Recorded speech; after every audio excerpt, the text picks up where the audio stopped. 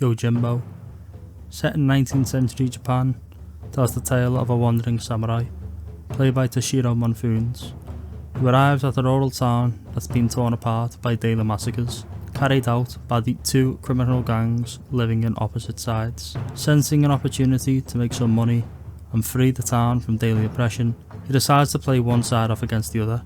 At the same time, the two rival bosses try to hire him as their bodyguard, but his plan is soon complicated when one of the rival boss's sons comes to town. Directed by the legendary filmmaker Akira Kurosawa, Yojimbo still hasn't aged a day and remains one of the most influential treasures of world cinema. Kurosawa's direction is absolutely top notch, the cinematography captures the plot's events in sharp focus, and the editing paces the story excellently.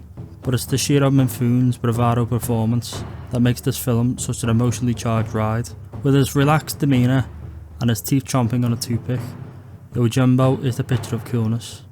The character is played by the great Japanese actor Toshiro Monfune, who will go on to reprise the part in Kurosawa's sequel, Sanjuro. For a decade and a half, from the early 1950s until the mid-1960s, Kurosawa and Monfune enjoyed a working relationship. The two made many of their best films together, and Monfune was De Niro to Kurosawa's Scorsese. Sadly, a falling out in 1965 ended their period of collaboration, but they left behind an impressive body of work. Yojimbo inspired a lot of works. Most well known is Sergio Leone's A Fistful of Dollars, which was released in 1964, starring Clint Eastwood. It is so similar to Yojimbo that homage shades into plagiarism. Kurosawa even sent a letter to Leone, which stated, "I've seen your movie, it's a very good movie. Unfortunately, it's my movie." Even Eastwood's Man with No Name is inspired, perhaps by the samurai in Yojimbo. Asked his name, the samurai looks out the window and replies Sanjuro, which means 30-year-old mulberry field. He is 30, and that is a way of saying he has no name. Kurosawa's excellent use of the widescreen is fully employed for dramatic compositions, as when the armies face each other across an empty space, and there is a dramatic sense of depth in scenes where Sanjuro holds the foreground, large forces gather in the background.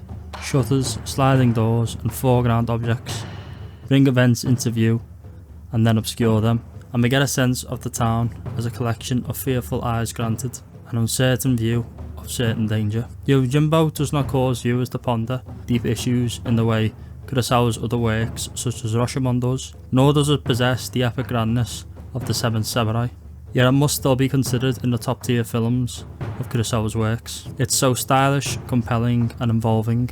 It became as much a blueprint for future productions as it is a homage to past ones. And in Monfune Sanjuro, we have an unforgettable protagonist, a super samurai who by the sheer force of his presence elevates this movie to a level of greatness. Clint Eastwood's Man with No Name, a character whose influence has stretched far and wide over the past 4 decades, is a direct descendant of Sanjuro. It is fair to say that without Yojimbo, certain key aspects of Western cinema would not be the same today. What I love so much of Yojimbo is that although there is plenty of action and adventure, it contains enough dry humour that I can see it is more of a satire dark comedy. Certainly, Kurosawa lampoons the conventions of the Westerns as often as he honours them. Much of the movie's understated wit is the result of Sanjuro's openly mocking approach to the pettiness surrounding him.